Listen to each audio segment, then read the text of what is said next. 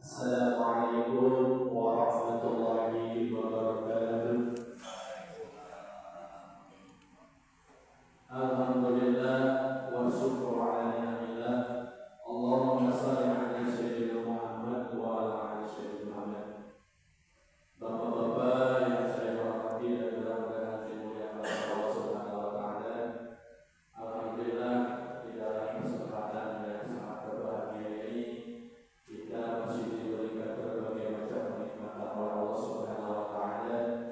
Nikmat panjang umur, nikmat sehat walafiat,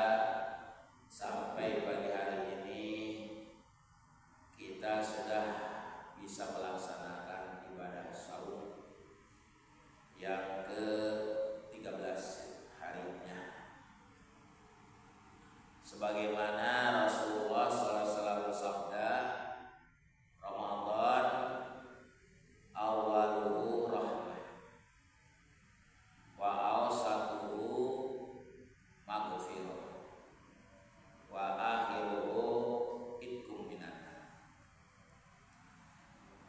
Bulan Ramadan itu dibagi 3 fase. Yang pertama, 10 awal Ramadan itu adalah rahmat Allah. Siapa yang berpuasa sampai hari ke-10 berhak mendapatkan rahmat kasih sayang Allah. Kita tahu rahmat Allah ada yang berbentuk rahmaniyah, ada yang berbentuk rahimiyah. Sebagaimana terjemahan dari Bismillahirrahmanirrahim, kalau secara terminologi dengan menyebut nama Allah yang Maha Pengasih dan Maha Penyayang. Padahal Rahman dan Rahim itu asal katanya sama, dari kata rohimah. Fi'il madinya itu adalah rohimah, tapi diartikan dengan bahasa Indonesia pengasih dan penyayang. Bahkan kalau dalam kata-kata puisi, yang Maha Pengasih yang tak pernah pilih kasih. Terus yang Maha Penyayang, apalagi gitu ya. Kalau dalam bahasa santri, Ar-Rahmani, yang memberikan nikmat besar ya, kepada seluruh makhluknya di dunia. Ar-Rahimi, yang memberikan nikmat kecil di akhirat hanya untuk orang mukmin. Kenapa disebut besar? Padahal antara Rahmaniyah dan Rahimiyah lebih besar kene Rahimiyah. Besar karena banyak yang menerimanya. Kalau tanpa ada rahmat Allah, tidak mungkin semua makhluk ini bisa hidup di dunia ini. Bukan hanya orang yang mengaku, orang yang percaya dan menerima ketuhanan Allah. Bahkan kalau bahasa Sunda, maaf ini tek-tek bengek walang tangga, orang-orang bogodongan. Udah dengar teorinya. Yang hidup meledang di alam dunia KBG karohmaniahan ku Gusti Allah. Karena segala fasilitas yang kita rasakan di dunia ini itu atas dasar rahmat kasih sayang Allah. Induk anak induk ayam berani pasang badan untuk melindungi anaknya dari segala bahaya, itu karena rahmat Allah. Jangankan manusia, binatang pun yang tidak punya akal, itu Allah berikan rasa kasih sayang, berikan perasaan. Makanya kalau kita ingin melatih binatang, tidak perlu dengan pembelajaran, Pak. Karena binatang itu tidak punya akal. Yang menerima pembelajaran itu adalah manusia. Tapi binatang itu bisa menerima perasaan. Jadi kalau kita melatih binatang dengan perasaan, insya Allah binatang itu bisa turut dan menerimanya. Sebuas-buasnya binatang, kalau kita asuh, kita latih dengan hati, dengan rasa, dan dengan kasih sayang, pasti dia akan menuruti kita. Betul? Banyak kan dipiralkan bagaimana ada manusia yang memberikan kasih sayang terhadap binatang buas, raja rimba, singa, yang terlantar dari sejak bayinya, lalu diurus sampai dia dewasa. Tatkala dilepaskan ke alam bebas, suatu waktu yang mengurusnya datang, binatang saja tidak melupakan Pak jasa manusia. Walaupun memang tidak tahu namanya, tapi dengan hati betul datang sendiri, tidak menerkam apalagi memakan, bahkan menciumnya. Itu dengan manusia. Bahkan ada lagi seekor anjing yang menyusui anak singa dari sejak kecil. Sesudah dewasa, anak singa itu tidak pernah memakan anjing tersebut karena sudah dianggap sebagai induk. Ini adalah rahmat Allah. Tapi untuk rohaniah Allah spesialisasikan makhluk yang bisa menerimanya, yaitu orang-orang mukmin, dan Allah tempatkan di tempat yang khusus, rahim yang mulia, yaitu di surganya Allah. Mudah-mudahan kita mendapatkan rahmat Allah, baik berupa rahmaniyah ataupun rahimiyah.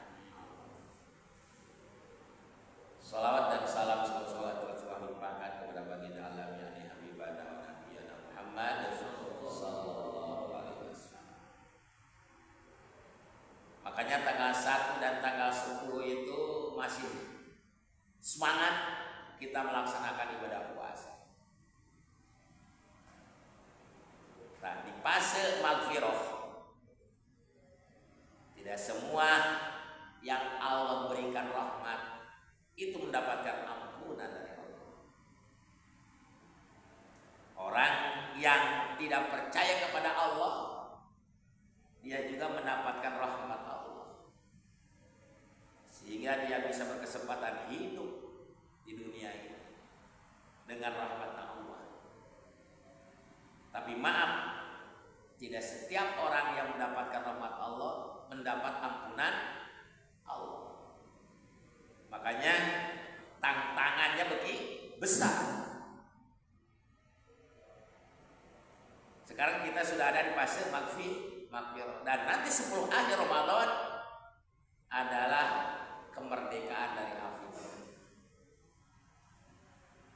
Tidak semua orang yang mendapatkan ampunan Allah itu Allah bebaskan di neraka, karena bisa jadi sebagian daripada dosa kita tidak terampuni.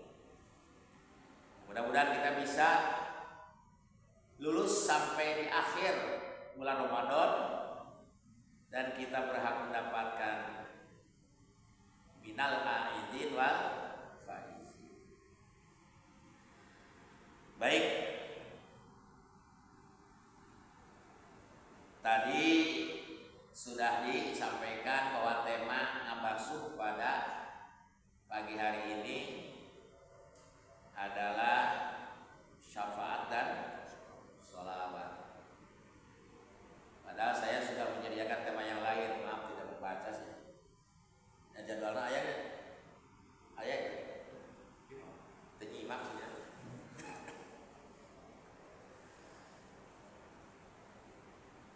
Syafaat artinya pertolongan. Dan bahasa syafaat itu identik dengan urusan akhirat. Jadi telayak kita pinjam uang kepada teman tetangga, maaf ya minta syafaat. Kalau sih ngeclok, telayak bahasa syafaat dipakai oleh kita. Tapi syafaat itu adalah pertolongan di akhirat. Dan Rasulullah SAW itu mendapatkan syafaat dari Allah untuk menyafaati umatnya. Dan syafaat ini maaf ya, di dalam kitab tauhid itu termasuk salah satu daripada akidah syam'iyah. Artinya setiap perkara yang gaib yang datang dari firman Allah dan hadis Rasulullah yang wajib diyakini adanya. Jadi segala sesuatu yang termasuk perkara gaib atau yang belum kita rasakan, kita lihat, nah, itu adalah gaib. Yang datang dari perintah dari firman Allah dan penjelasan dari hadis Rasulullah yang wajib kita yakini, kita imani adanya.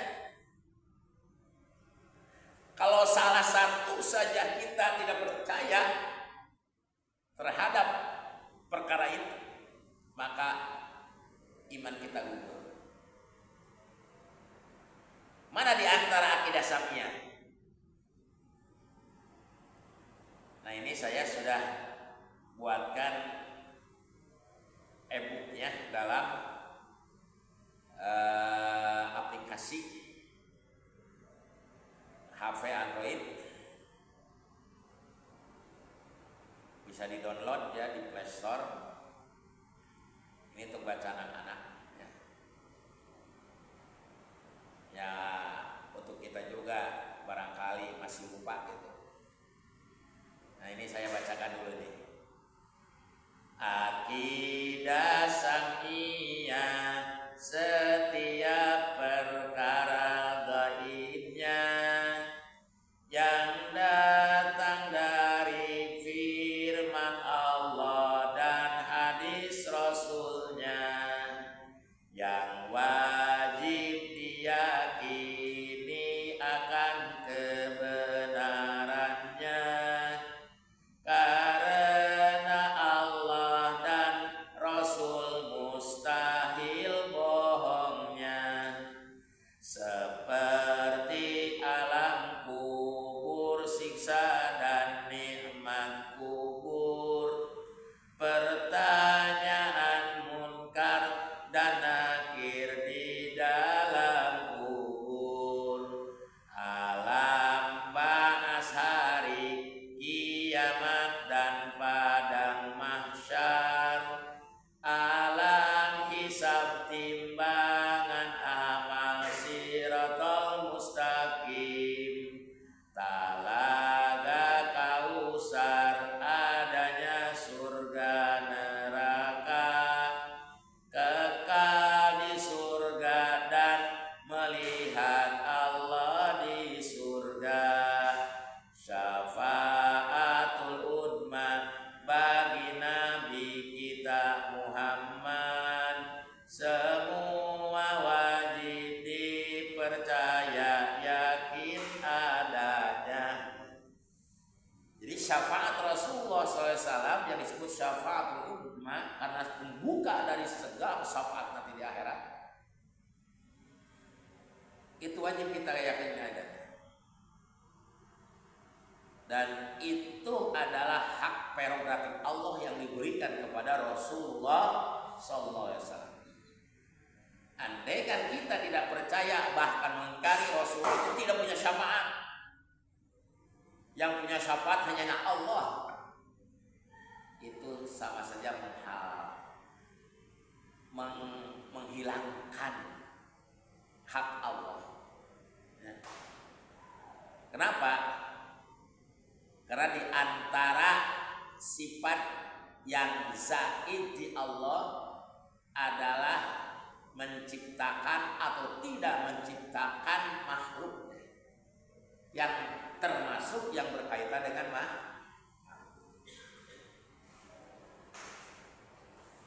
Nah, apa yang kita butuhkan nanti di akhirat? Di dunia kita ini tidak akan lebih dari 3 kebutuhan primer. Yang pertama sandang, yang pertama pangan, yang kedua sandang, yang ketiga papan. Itu kebutuhan primer. Najan teu boga duit cek paribasana. Orang boga duit yang penting pangan penuh, sandang gentleman, papan bagus. Tapi di akhirat yang kita butuhkan cuma 3. Yang pertama rahmat Allah. Yang kedua ampunan maghfirah Allah. Dan yang ketiga ridho Allah. Bagaimana cara kita ini mendapatkan yang 3 perkara ini? Allah telah berfirman di dalam Al-Quran, man amila sholihan min dzakarin aw unsa wa huwa mu'min falanuhyiyannahu hayatan thayyibah. Siapa saja yang beramal soleh dan dia ini beriman kepada Allah, maka dasarnya itu dengan iman baru dianggap perbuatan baik menjadi soleh. Kenapa di sini tidak disebut perbuatan yang baik, tapi amalan solihan? Karena dasarnya iman. Boleh jadi orang-orang muslim lebih baik daripada kita. Amalnya di dunia kita berinfak seadanya, Pak. Ada kotak amal berjalan menghampiri kita. Tatkala Jumatan kita punya uang di dalam saku 2.000, 5.000, 10.000, 50.000, 100.000. Yang mana yang lebih banyak kita masukkan ke kotak amal? Pilih-pilih kan? Banyaknya adalah yang 2.000. Tapi orang kaya sekali dia ini beramal atau memberi satu masjid jadi. Ya. Betul? Semen bukan hanya satu sak, satu kontainer. Itu perbuatan baik, Pak. Perbuatan baik. Lebih baik dari apa yang kita lakukan. Tapi amal soleh bukan. Nah ini masalahnya. Kalau perbuatan baik di dunia ingin dianggap amal soleh, dasarnya harus wahwamu minun iman. Karena dalam Al-Quran diceritakan orang-orang kafir, orang-orang munafik yang melakukan amal baik di dunia tanpa dasar iman, itu laksana tanah yang ada di atas batu. Tatkala hujan datang, batu akan itu tanah akan sirna, terbawa air, terbawa angin. Artinya tidak ada manfaatnya di akhirat. Nah, paman ya'mal misqala dzarratin khairan yarah. Barang siapa yang beramal walaupun seberat biji zarah, nanti kita akan melihatnya. Itu kalau dengan kita ini punya iman. Nah, untuk menembus rahmat, ampunan, dan ridho Allah nanti di akhirat adalah dengan amal kita. Dan di antara amal kita yang Allah terima adalah membaca sholawat. Jadi aku membaca sholawat ibadah. Bahkan di dalam Al-Quran juga Allah telah berfirman, dan setiap Jumat ini suka diingatkan oleh Rocky. Padahal itu tidak wajib. Tidak wajib. Itu makanya tak jadi sholat Jumat. Betul? Tapi kita mengikuti tradisi para ulama yang dulu. Dan itu tidak termasuk bid'ah dhalalah. Karena tahu ada hadis, man sanna sunnatan hasanatan falahu ajruhu wa ajru man tabi'alahu wa la yunqasu min ajrihi syai'un. Barang siapa yang melakukan perbuatan baru yang baik, itu sanna itu perbuatan yang baru tapi baik menurut agama dan tidak menyalahi sunnah Rasulullah, falahu ajruhu, maka untuknya pahalanya dan pahala orang yang mengikutinya, bahkan tidak dikurangi dari pahala orang tersebut. Ini namanya suri toladan. Kenapa kita suka diingatkan kalau meroki ya Pak? Innallaha wa malaikatahu yusholluna 'alan nabi ya ayyuhalladzina amanu shollu 'alaihi wa sallimu taslima. Kakarawe ayyuhan nas ansitu wala tatakalamu indal khutbah. Kenapa diawali dengan ayat Al-Quran innallaha? Karena tatkala khatib ya duduk di antara dua khutbah, itu adalah salah satu maqam ijabah. Maqam ijabah. Nah, kita ini ya di antara doa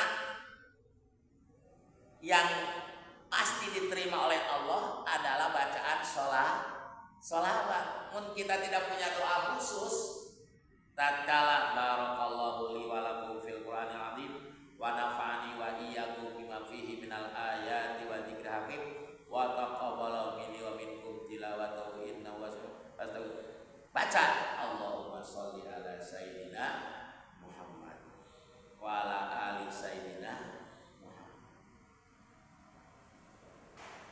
Bahkan di masjid yang lain masuk di komando usaha kumurok kita.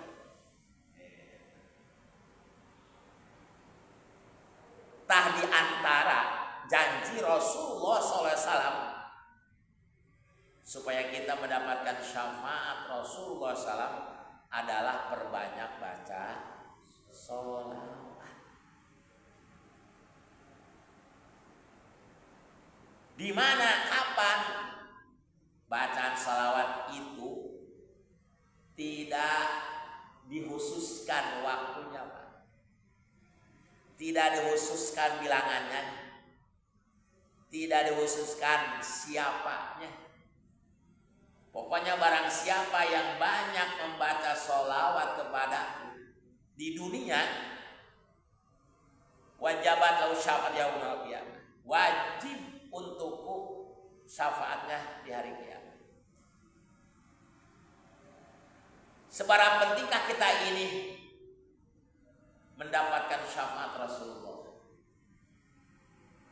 Nah, syafaat Rasulullah itu bisa berbentuk apa? Di antara hadis yang lain disebutkan syafaati di ahlil kabair. Syafaat Rasulullah itu dikhususkan untuk orang-orang yang berdosa besar.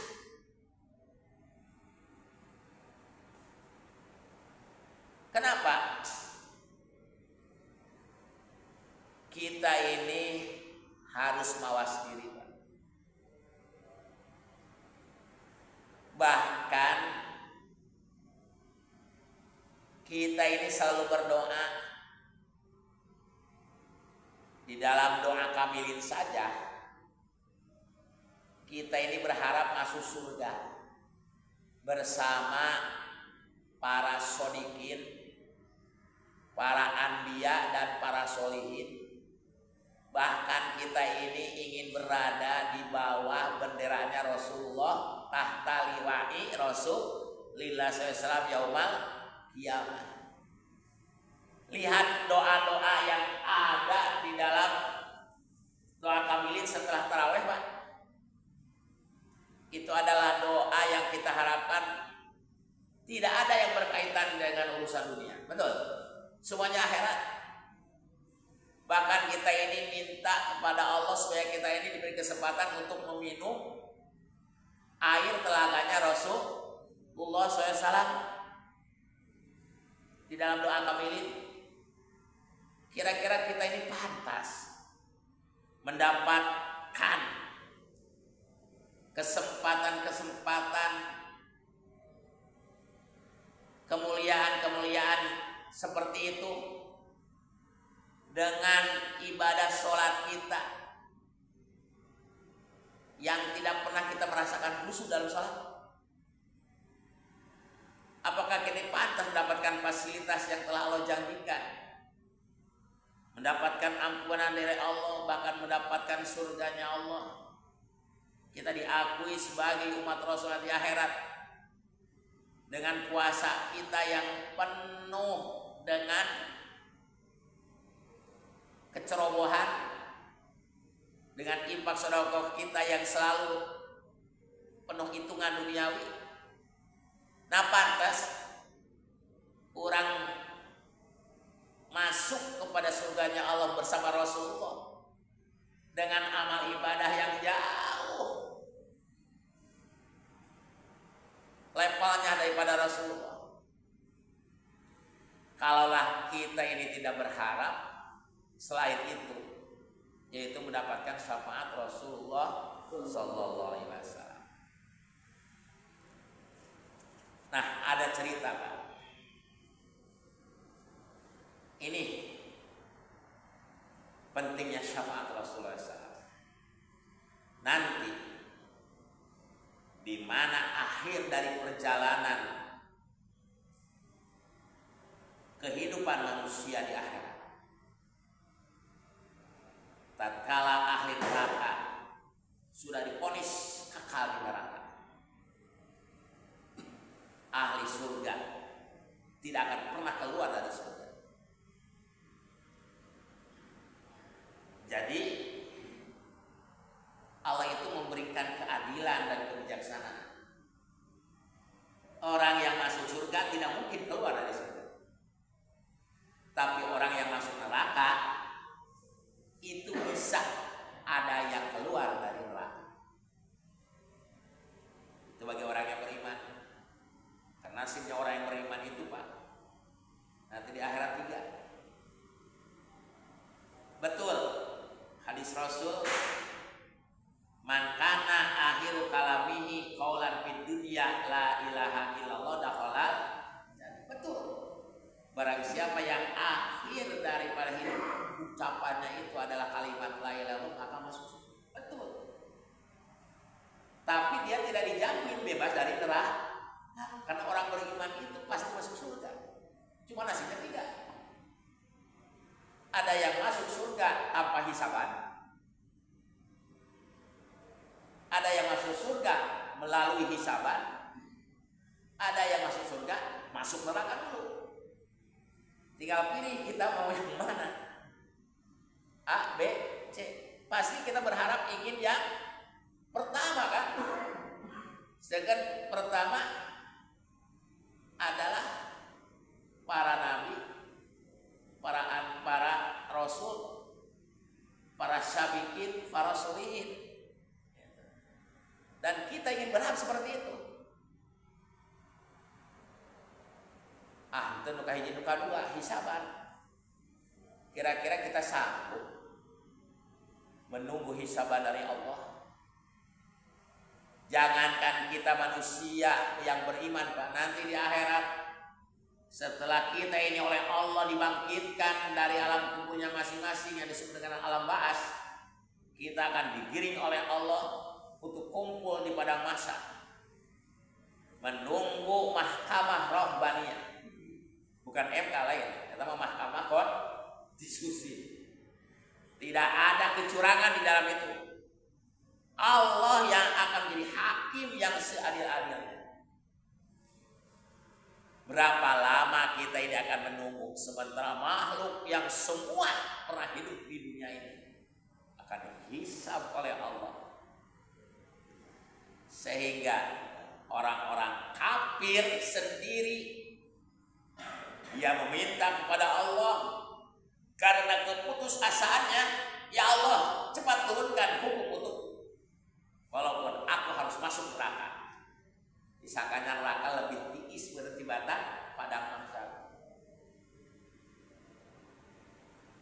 Nah, kita berharap kita ini menjadi hamba Allah yang masuk surga tanpa melalui sabar, tanpa melalui siksaan. Nah,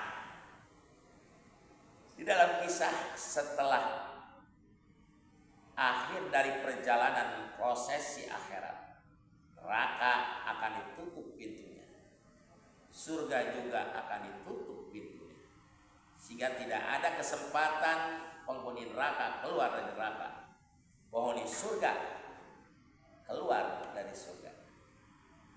Di sana Rasulullah SAW diberitahu, dan kata Rasul, jangan dulu. Ini dahsyatnya syafaat. Barangkali masih ada umatku yang tertinggal di neraka. Saya mohon beri satu kesempatan lagi.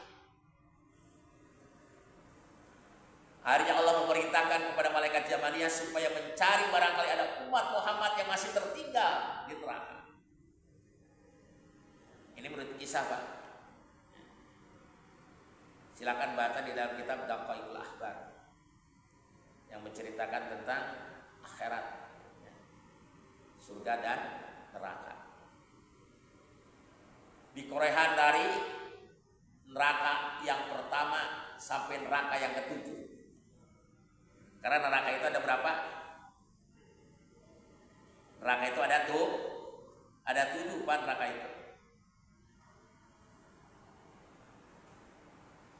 Surga ada berapa?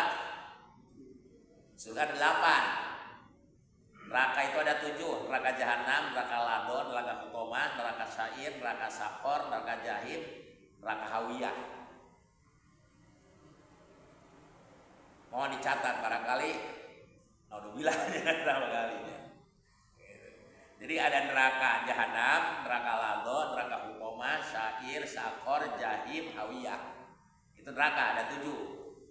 Kalau surga ada 8, surga Firdaus, surga Aden, surga Darul Khuldi, surga Naim, surga Ma'wa, surga Darussalam, surga Darul Zalal, surga Darul Qarar. Surga Al-Kausar enggak apa-apa. Al-Kausar mah talaga. Jadi surga nama di itu tuh. Di wetan aja. Ieu mah talagana, talaga Kausar.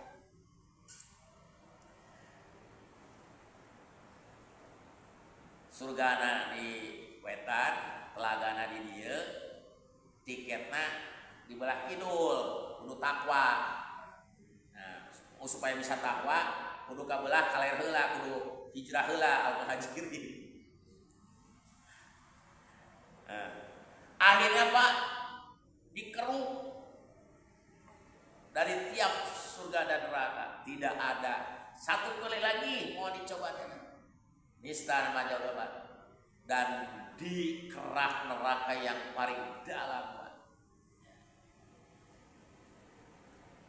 Itu ada suara yang terdengar, kalimah thayyibah, la ilaha illallah, la ilaha illallah. Penasaran, dibongkar Pak. Ternyata ada di dalam bawah kerak neraka, di dalam peti besi yang terbuat dari api. Pas dibongkar hanya sebongkah hati yang masih utuh.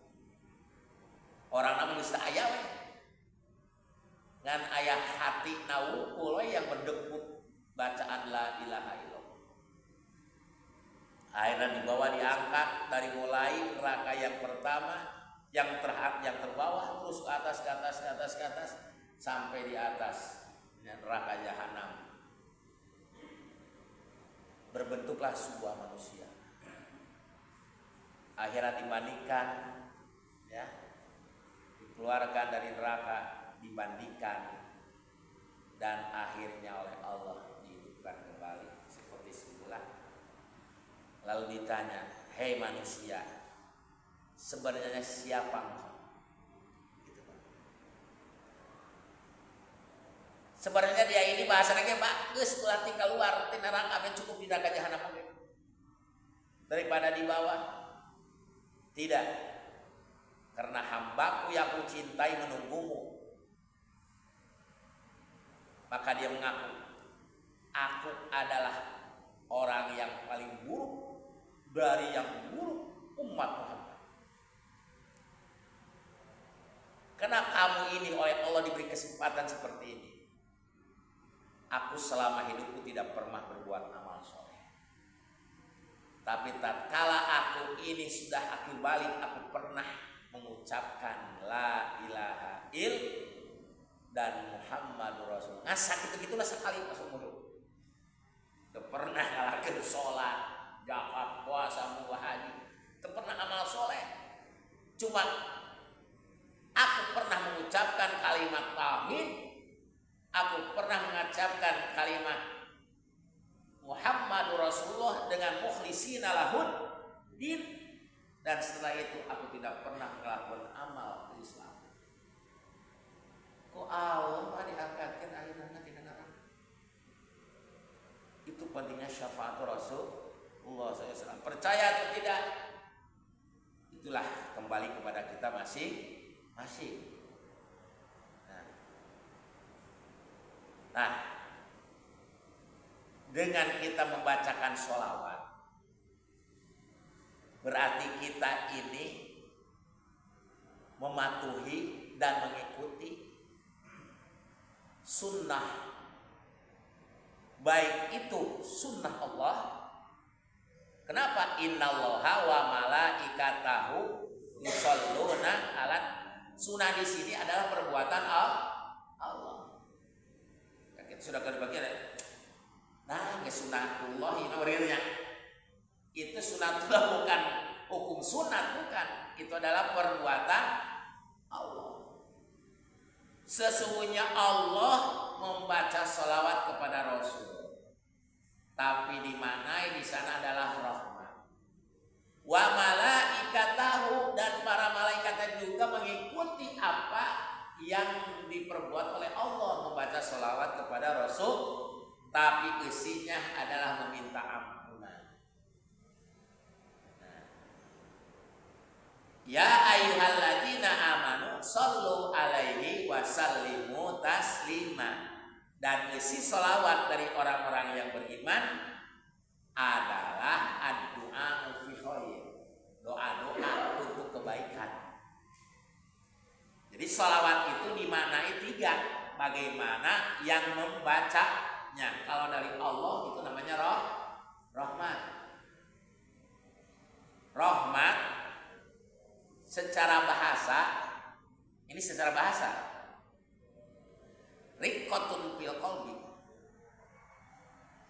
tadi atapan dula wal isan. Kalau bahasa Sunda rikoh itu adalah ngaleketi di hati. Atau bahasa Indonesia adalah rasa iba yang mendorong kita untuk berbuat baik. Nah, itu namanya rahmat. Kalau rasa itu sudah tidak ada dalam diri kita, Masya Allah, min asratis sya'ah, di antara ciri-cirinya hari kiamat, Allah mulai mengkikis rahmat-rahmat dari hati-hatinya manusia. Sehingga apa yang dikatakan seburuk segala-galakna mau ngahakan anaknya, boleh jadi itu mau Pak. Ayah bahasa itu disudah. Segala-galakna mau ngahakan anaknya, diterjemahkan dalam bahasa Indonesia. Sepuas-puasnya harimau tidak akan memakan anaknya, itu boleh jadi karena itu harimau. Tapi manusia, nah, apakah begitu? Tidaklah juga. Banyak sekarang kejadian. Ada anak membunuh orang tua, ada orang tua membunuh anak. Ayah orok dina keresek coba. Mending lamun orang kucing, orok jalama dina keresek di tempat sampah. Itu manusia, Pak. Kenapa? Allah hilangkan rifqahum fi qalbi, rahmatnya di dalam hati.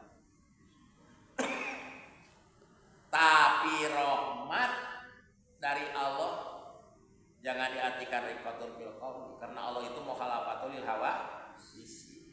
Tapi rasa kasih sayang Allah dengan apa? Pertama,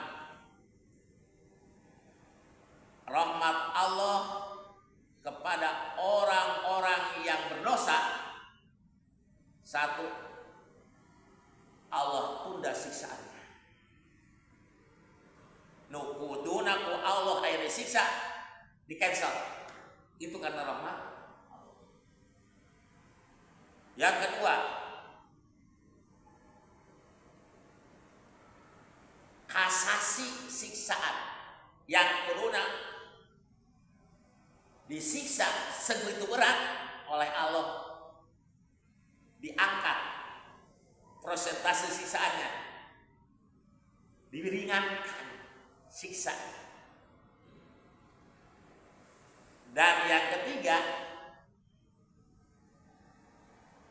rahmat dari Allah adalah pembebasan dari siksa bagi orang-orang yang berdosa, alias pengampunan dari Allah. Nah, dengan kita membaca sholawat, Allah akan memberikan 10 rahmat dari satu bacaan sholawat. Man sholla alaiya sholatan wahidah sallallahu alaihi wasallam. Dan sholawat itu tidak perlu ada syarat sah dan rukun, Pak. Padahal itu ibadah. Sholat kita ingin sah, ada syarat sahnya. Syarat kita ingin diakui harus melalui rukunnya. Betul? Sholat kita ini di antara syarat sahnya sholatnya kita harus ada tepat pada waktunya. Baca sholat atau tidak? Jeung sholawat mana jangan terhusu oke jadi diterima. Kita sholat Pak. Kalau sholat kita tidak khusyuk, kira-kira sholat kita diterima atau tidak? Wallahu a'lam. Kalau sama ya sah, ya. Tapi ulah salah, ya. Fawailul lil musholli. Neraka bagi orang yang sholat, kemudian sholat. Tapi bacaan sholawat najan terhusu asal kita ucapkan Allahumma sholli ala sayyidina. Tidak perlu punya wudu, tidak perlu di masjid wae, tidak perlu nyanghar ke kiblat. Mau di waktu di dalam kendaraan, mau di rumah, ya itu apa di WC matunya. Di WC maca sholawat atau kita kisah ada ya. Gitu. Terima oleh Allah. Bahkan di dalam hadis yang lain di Fadilah Sholawat di dalam kitab Tanqihul Qaul diceritakan menciptakan malaikat sayyarin, malaikat yang selalu konsinyir di muka bumi ini dan selalu mencatat dan menyampaikan sholawat yang dibacakan kepada Rasulullah Sallallahu Alaihi Wasallam. Nah itu daripada fadilah bacaan sholawat. Makanya saya diberi aurat, kalaulah bapak-bapak belum punya aurat pribadi ya, yang menjadikan kebiasaan setiap hari, dan ini kalau kita baca ini manfaatnya di dunia dan di akhirat ya. Jangan sampai lupa setiap hari. Yang pertama, perbanyak baca istighfar. Setiap pada salat 100 kali. Kenapa kita harus banyak beristighfar? Karena kita ini banyak dosa. Setiap apa yang kita lakukan tidak luput daripada dosa. Walaupun tidak diucapkan, tapi hati juga bisa berdosa. Maka kita akui bahwa kita ini adalah orang yang banyak dosa, beristighfar. Dan salah satu ciri orang yang tawadu kepada Allah, orang yang mengakui bacalah istighfar 100 kali. Setelah sholat baca istighfar. Awal pribadi ya, tongting ngajak makmum 100 kali. Setelah baca istighfar, karena istighfar itu pembuka daripada pintu-pintu ijabah Allah, Pak. Karena di antara yang menutupi ijabah Allah itu adalah dosa kita sendiri. Bacakan istighfar. Bahkan dalam hadis yang lain diceritakan, Pak, barang siapa yang banyak membaca istighfar, Allah akan memberikan rezeki yang tidak disangka. Kan sehingga itu nyambung ya. Istighfar itu minta ampunan kepada Allah, tapi Allah beri naon? Rezeki. Dakwah itu nyambung, itu kan hak Allah. Bisa jadi karena pintu ijabah Allah buka dengan istighfar kita. Yang kedua, bacakan kalimah thayyibah la ilaha illallah. Kenapa? Jadidu imanakum bila ilaha illallah. Setelah baca istighfar, baca la ilaha illallah 100 kali.